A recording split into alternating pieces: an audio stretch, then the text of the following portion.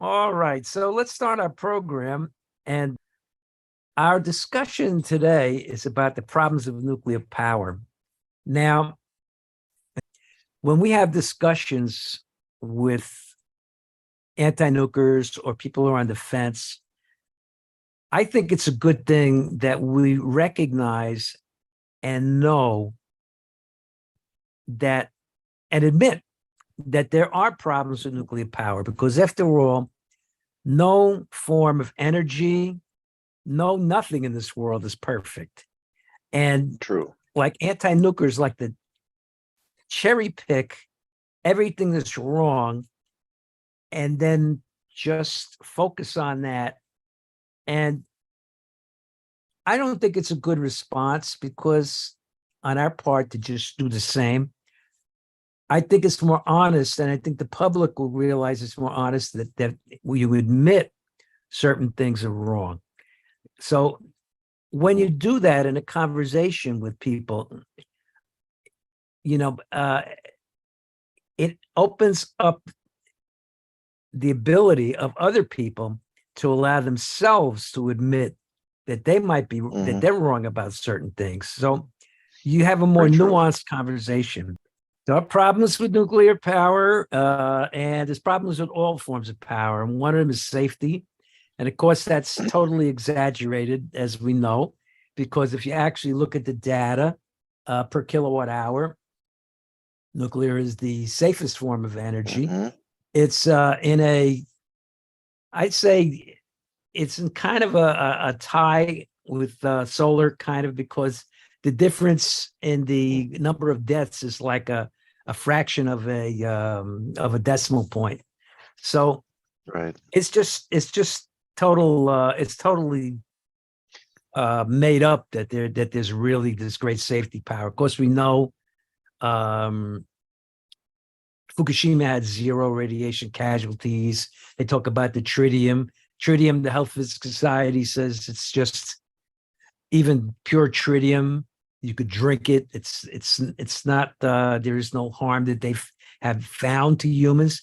They say there may be some problems with the radiation, but they always say that because they just don't know. That's a whole other shtick there. What do they call that, Chris, again?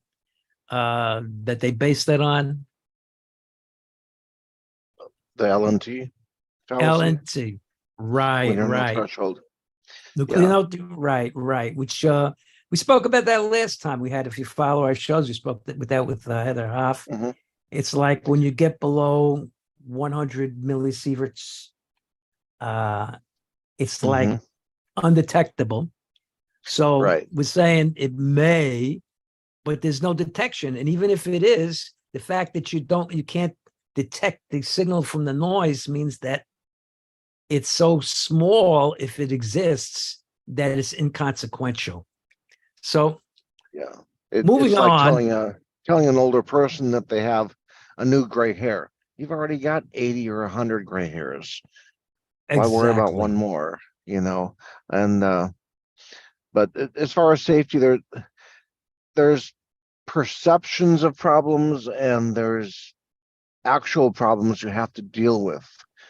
And that's and those are things which we could easily take a full episode on, but it's good to acknowledge, and hopefully another person that disagrees you with to acknowledge this isn't a problem.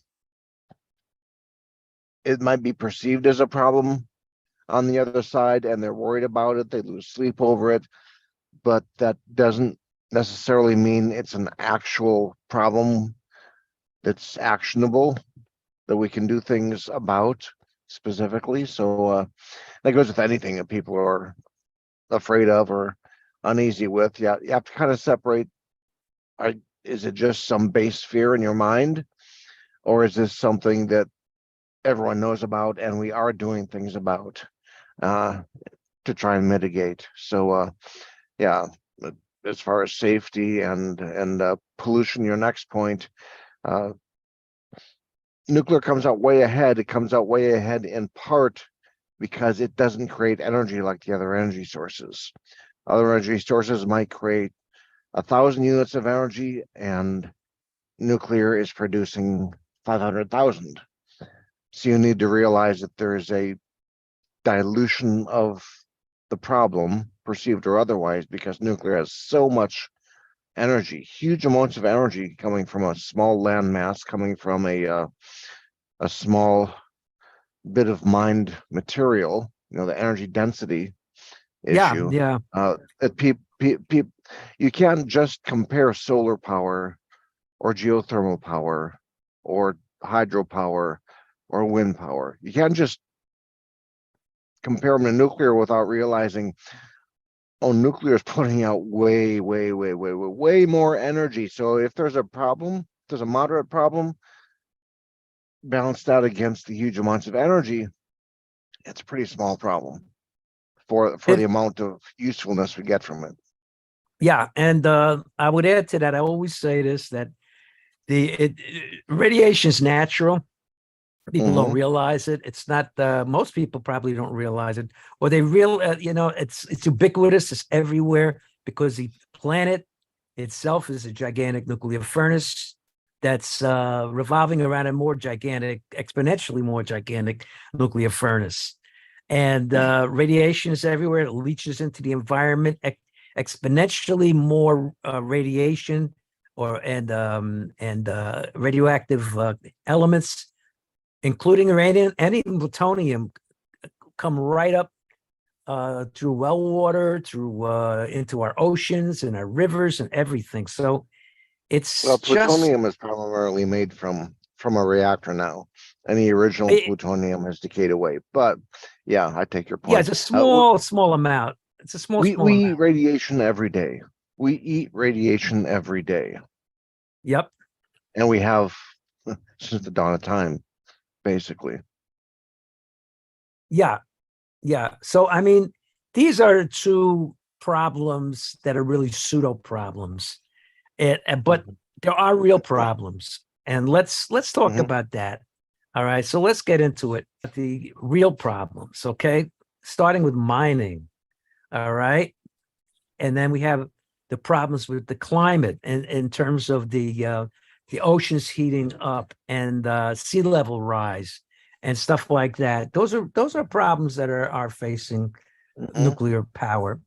Third one is the cost.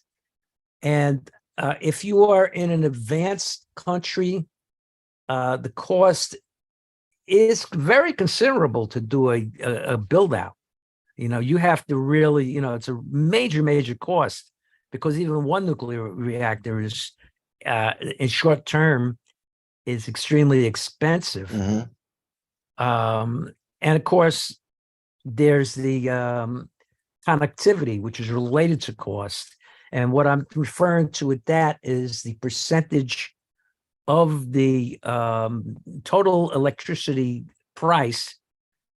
The connectivity is what is like the transmission lines and the distribution. Mhm. And of course, we're not even mentioning the overhead, which is actually pretty tiny. So I didn't even include it. So let's start to talk about the things. First one being mining. All right.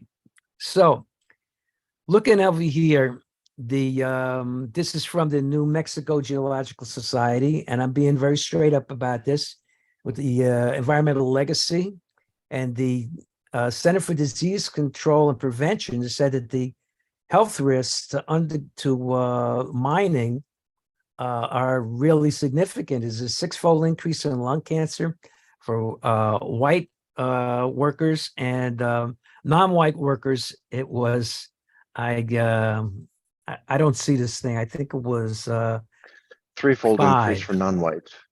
Threefold threefold increase. increase. I don't see the whole Yeah. picture there. And the reason why is that it's cultural. White workers tend to smoke more. But this is a general problem in the mining industry. I used to go to school in West Virginia, and we used to have protests about black lung. And the darn thing of it is, I mean, this is mining in general. Why is it, Mhm. you send divers into the ocean, they wear oxygen tanks. And I got to ask myself, well, we're not going far enough. I mean, with all mining, why aren't these miners having oxygen tanks as well? Oh, For that's all not of these. really needed. They just need high-end masks that have a full face mask, but just have a high quality, multi-layered uh, little filters. You've seen those before. People wear a big mask on their face. You can see their whole face in the mask, and there's two little cylinders right here that are just filled with filters, and you throw the filters out after whatever 4 hours or 10 hours of use, or maybe it's 100 hours of use. I really don't know. They might be washable. I don't know, but they just need to wear masks with filters, and the filters will catch 98, 99% of those particulates. But yeah, they had worse cancers, my understanding, in the 30s, 40s, 50s, as people were smoking and inhaling, and the tar and nicotine from smoking cigarettes, or maybe of smoking a pipe or something, tobacco anyway, would the bits of the uranium and the radioactive stuff would stick to the tar and nicotine. And when you smoke, you inhale deeper. Maybe not as heavy as some Mm. people on a bong or something. If you've watched some of those, if you've watched some of those types of movies, but you do inhale a little bit stronger, a little bit deeper, and and because of that, it would stick. The radioactive particles would stick deep in your lungs, because of the tar and nicotine would be going in, and with radioactive particles melded to them basically as you were breathing. And they figured that out, I think, in the earlier mid 50s, and actually cancer rates dropped pretty markedly when they said no more smoking in the mines. And they also began pumping, I think, cleaner air into the mines. Gave Yes. them gave some of them, I think, masks to wear. I don't know specifically. I thought they were already wearing masks, so I'm a little surprised that this is still an issue unless they no longer wear the masks for some reason. But Yeah. Well, yeah. I mean, this still is, this report is 2021, I and they're see saying a that. six-fold increase in lung cancer. And they said it's from radon if you read the whole report. Okay. Okay. Which is actually, radon is in any underground mine. So I don't know that that Well, it's in a lot. really It's in a lot of homes, but in mostly benign amounts, is my yeah, understanding. But in a mine where there's no high end movement and breakup of the earth, all radon's coming out in larger amounts rather than simply slowly leaking into your basement. So yeah. I'm a little surprised by this report. I'm interested in knowing six-fold and threefold increase. Is that from a really low number? So it's still a relatively low number, or is that That is a good or is that like question. 40% of all miners are getting it? Or is Uh it just they go from one half of 1% up to 3%? that's a That's very my good follow-up point. question. Yeah, So I didn't even think of that, tell you the truth. And you're right about that. Because but it's a 2021, fairly recent, and yeah. it's recent. Uh so I mean I can't answer that. But Hmm. moving on here. Now, Still concerning. this, while it's bad, it's cherry picking. And Hmm. here we have the Harvard International Review, and have an article about the problems with rare earth mining. For every ton of rare earth produced, the mining process yields 13 kilograms of dust, 9,600 to 12,000 cubic meters of waste gas. Wow. 75 cubic meters of wastewater, and 1 ton of radioactive residue. I don't like that radioactive isn't identified. It isn't identified as alpha, beta, or in what amounts, because honestly, everything's radioactive. But moving on. All right, so we're to the next thing over here. which is climate. Really male, thousands of fish are killed by the warmest record as they boil in temperatures hotter than 1976, with climate change to blame. I don't think this article had anything to do with nuclear power. This is just the problems that we've been having with the climate. And it's been considerable. I mean, I used to live near Coney Island, New York. And every time we always went a lot to the beach in the summer when I was a kid. And every time you jumped in the water, it felt like you were jumping into a bucket of ice. Now, just a few weeks back, I was on vacation with my wife in Cape Cod. And when she put her foot in the water, I didn't bother going to water, but when she put her foot in the water, it was warm like her bathtub. Now, Cape Cod is north of New York City. That never ever happened. This is like a serious thing, and you can see in this situation here with this is just by itself. In China, they had a tremendous problem with a heat wave, and the hydro was too low, and they couldn't get electricity because of depending on the hydro. So this is a problem. Yeah, go ahead, man. A lot of that's rainfall going back like 2, 3, 4 years, and snowfall in the mountains, because it takes a while for rain inland to move through the rivers and eventually come out to the ocean. And so the Lake Mead with Hoover Dam, that's something going on for over a decade, where they just haven't been getting lots of droughts. And so there's not much food out here for the natural wildlife. And as environmentalists, that should cause concern. Yeah. I mean, this is one area where the only thing that actually wind and solar actually have an advantage in that respect. But the big disadvantage is the intermittency, which is a game stopper. It's just a game stopper. I mean, especially with solar. I mean, night is it's impossible to stop that. I mean, pretty much. I mean, unless you put big transmission lines, and it's always NIMBY with the transmission lines, aside from being expensive. They talk about it. They talked about it when they were going to shut down Indian Point. And, I wish to hell that they would put the damn transmission lines in first and have the thing working, and then have that conversation, rather than being so hypothetical and just shutting off your nuclear power based on hypotheticals, even aside from the fact that you're just digging a big hole for yourself for no damn reason at all.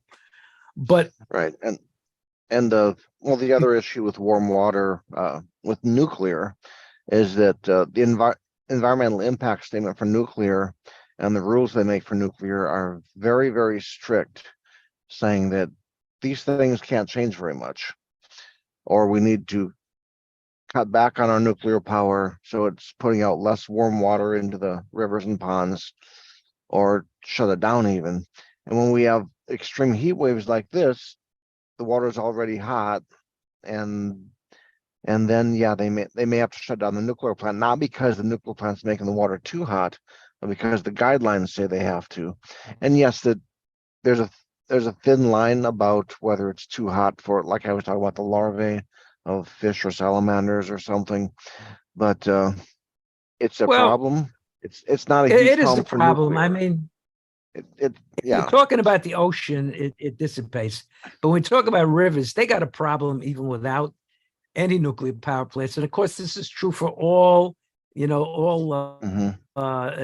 power generating plants, all steam powered, coal, natural gas, I think too, everything. So it's not just nuclear. And of course, solar depends on these gas plants and these coal plants for backup. So they're not out of the woods. I mean, solar is great with hydro. That's a great combination. They go together like a horse and buggy. But when you have adequate rainfall, and when you don't have extreme amounts of clouds to block the solar during the day, and they can complement each other quite well.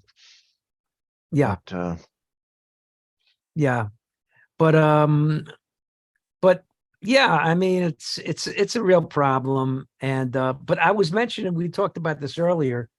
There is there is technology that they have, and I read about this. Now, the company, I don't have the information with me right offhand, but I read this article that the company says that they could take the ambient hot water and convert that into electricity at a cheaper cost than it costs to make the electricity otherwise. And I don't know, you said you heard something that was negative about that, Chris, or what? I Oh, don't you're know. talking about the OTEC system in the oceans. Well, yeah, OTE. but this was not OTEC. This was not It OTEC, wasn't? but it probably uses the same kind of technology, because in a way, because with OTEC, they don't use water to make the steam. They use ammonia, because Hmm. ammonia has a much lower boiling point. Right. So that's probably what, the system is doing, and so, and of course there's cooling towers as well. But I kind of like that concept though. If what these guys are saying is not hype, I mean, according to the article, if it's not hype, it's a good thing, so, but Yeah, anyhow, moving on. Yeah, but go go ahead. ahead. You want to say something? I was just gonna say for a smaller microgrid that'd be cool, like maybe for one of the smaller Hawaiian islands, I might be able to make half or a third their electricity, or for uh, a few homes along the shore, maybe that would Yeah. work. But Oh, and I don't see that as I'm being not a talking major about grid. OTEC though. I'm Yeah, not I, talking I about realize OTEC. that, I'm but just talking. and anything Yeah. using temperature differential out of the oceans, regardless of what it is, I would have reservations about I it think you powering have it confused Honolulu. though. I I think you're thinking of OTEC. This is not OTEC. Same This basic is like, principle though. it's the same principle, probably the same Yeah. exact Because the principle same of principle boiling will have ammonia. similar characteristics. So I would say it wouldn't power Honolulu, on the No, Big no, no, no. Island, but it might work for like I said, a microgrid. Yeah, yeah. But this over here, what they're talking about is it's add on to your power plant.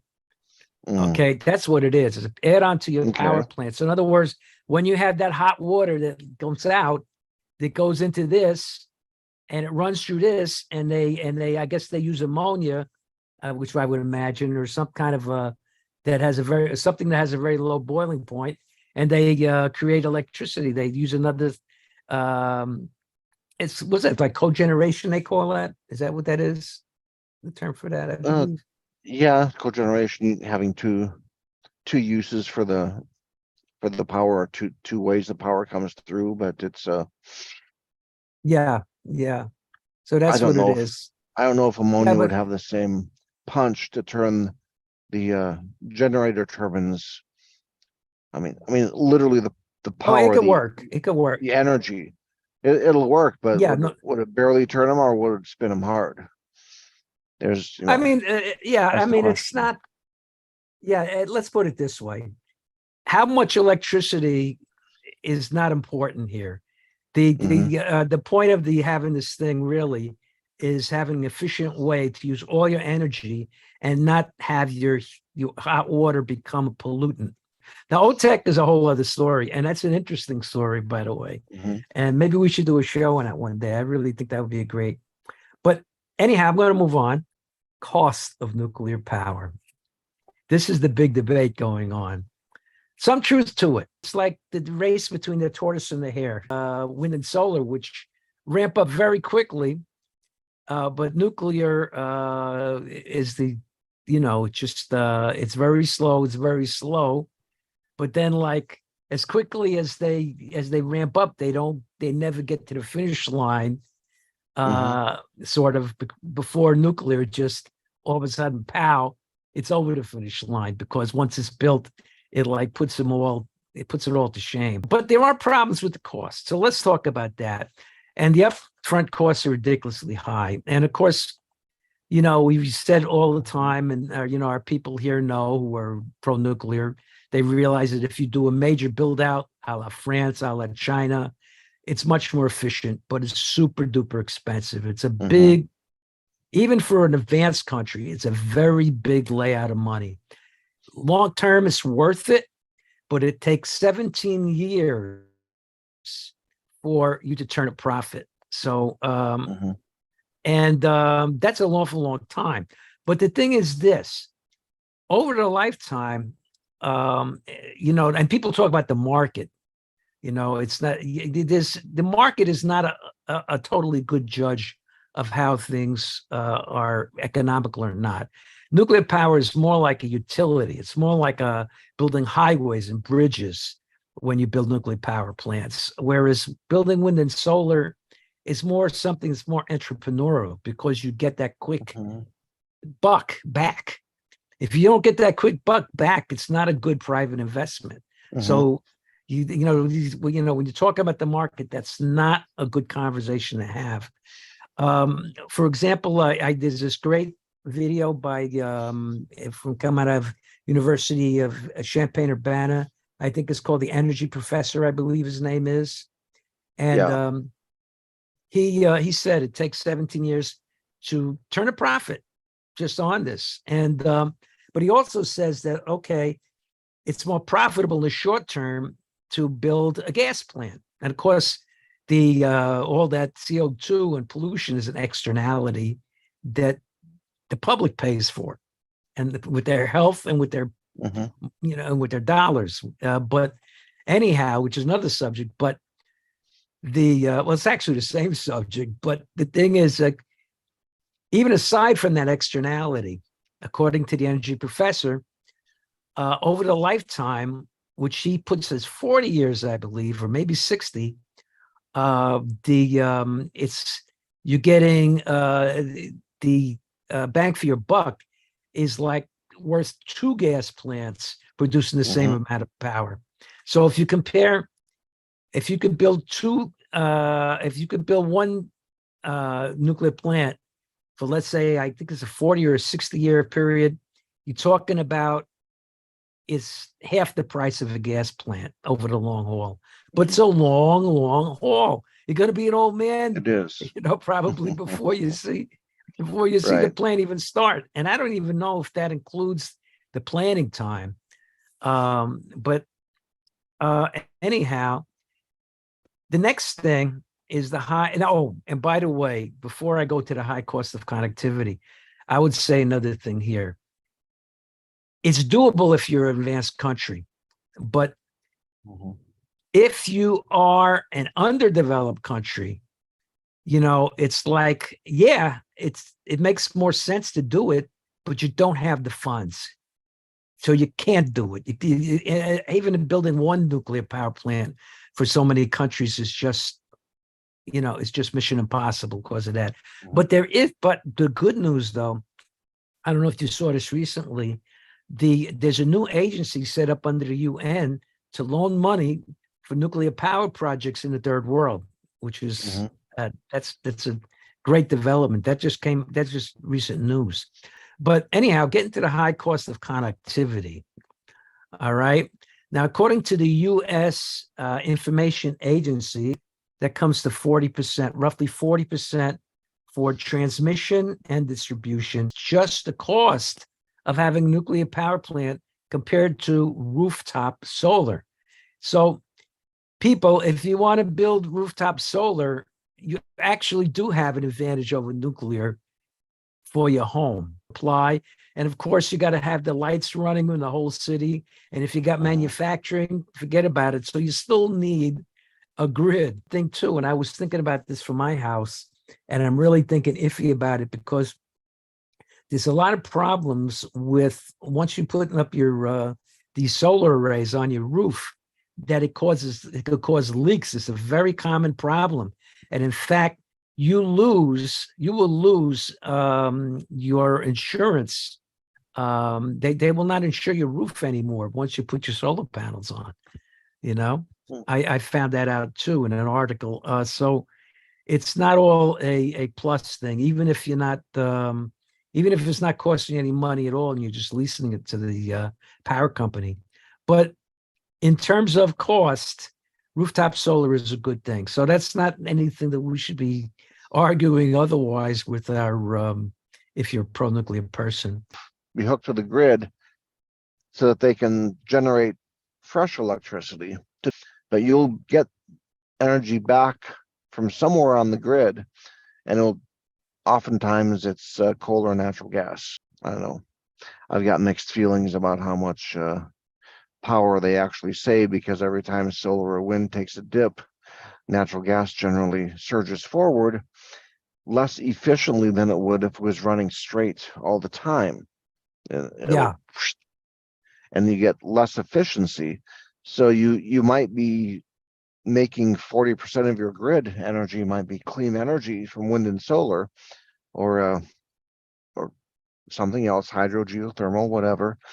But when it goes up and down on the levels randomly with the weather, in the case of wind and solar, then natural gas is going up and down randomly, and you might be saving 40% of your electricity might be coming from a clean source, but you're only cutting back greenhouse gas emissions maybe 20-25%.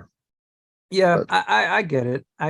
I kind of agree with you. I think it has a role to play. I think especially in third world countries, in places where there is no grid, where there's no it's a grid, really good thing there. or even South Africa that has a grid that just doesn't work very well. They have an inefficient Yeah, grid. It can be helpful to have for a while. I won't deny that. Or if your needs are fairly yeah, simple and you don't care if you have energy between midnight and 6 o'clock in the morning, yeah. You know what I tell you you know. where else too? I think that solar panels would that do real well. I think is in these big parking lots this way. I mean, even aside from the solar panels itself, the fact that you're shading all your cars that they're parked Hmm. makes it more comfortable, Yeah. and it saves energy right there, even if there wasn't a solar panel on top. So now you're talking about the solar panels, and and Well, malls. um, Mhm. that's direct power, and you could that's Yeah. perfect for charging Hmm. batteries.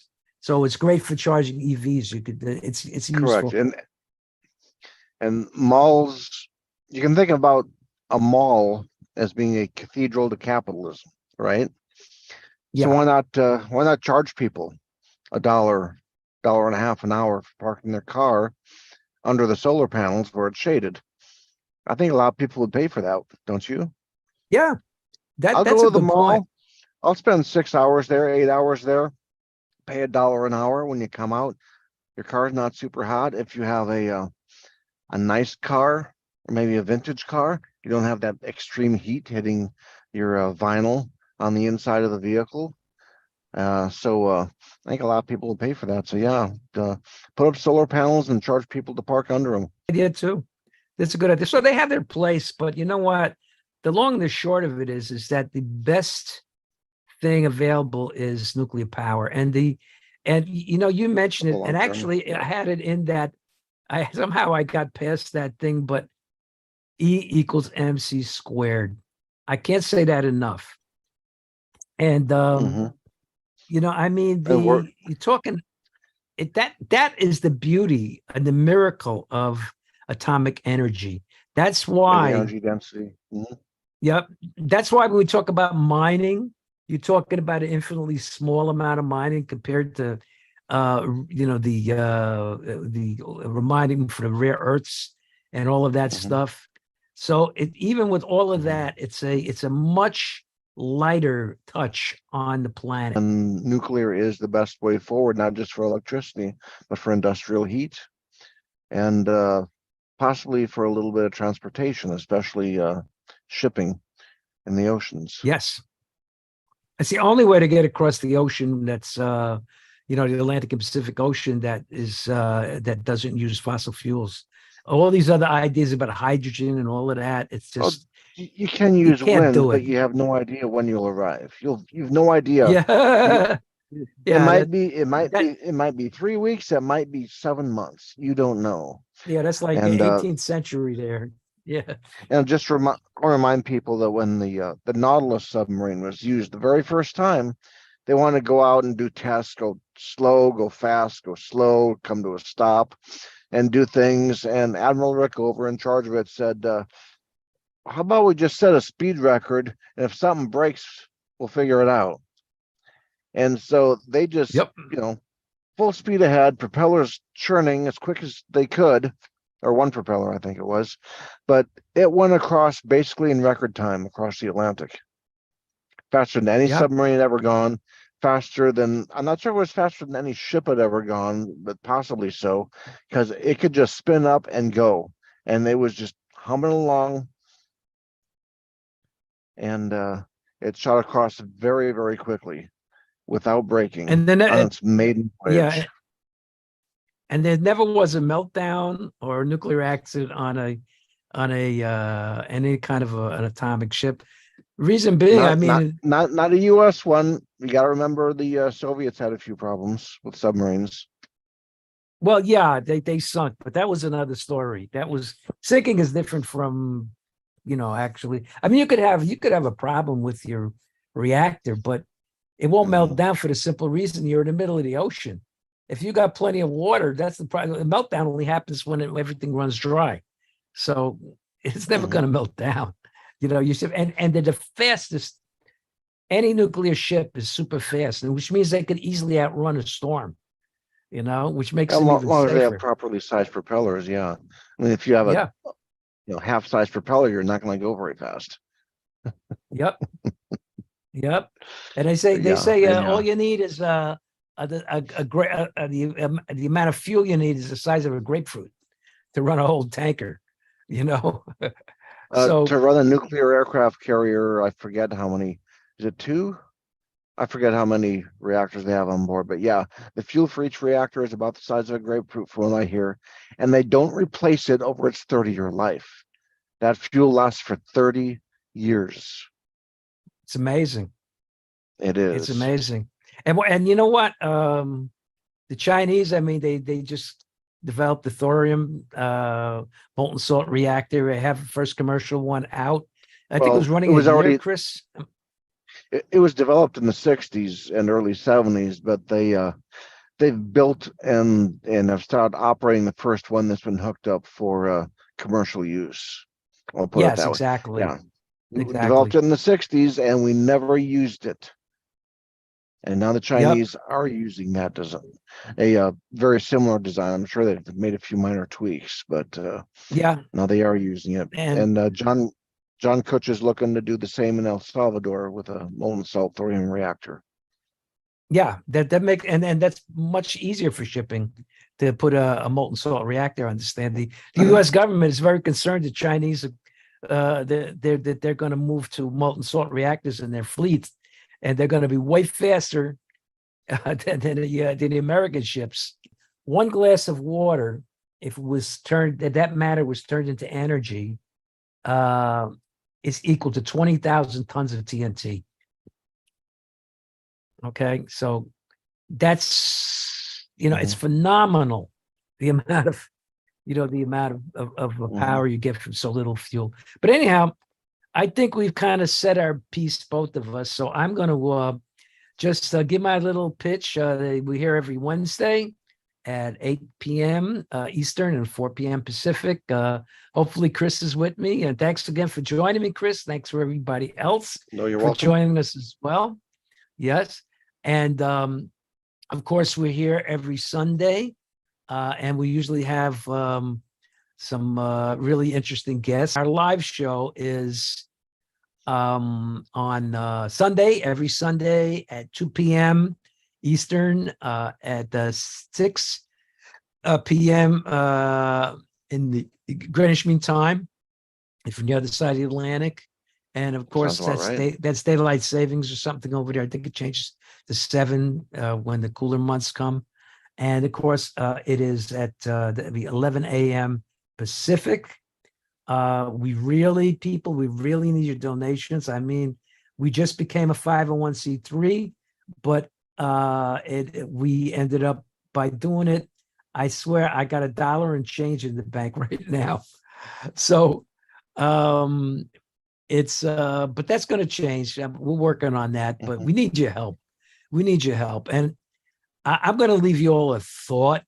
One reason why, one word, grandchildren.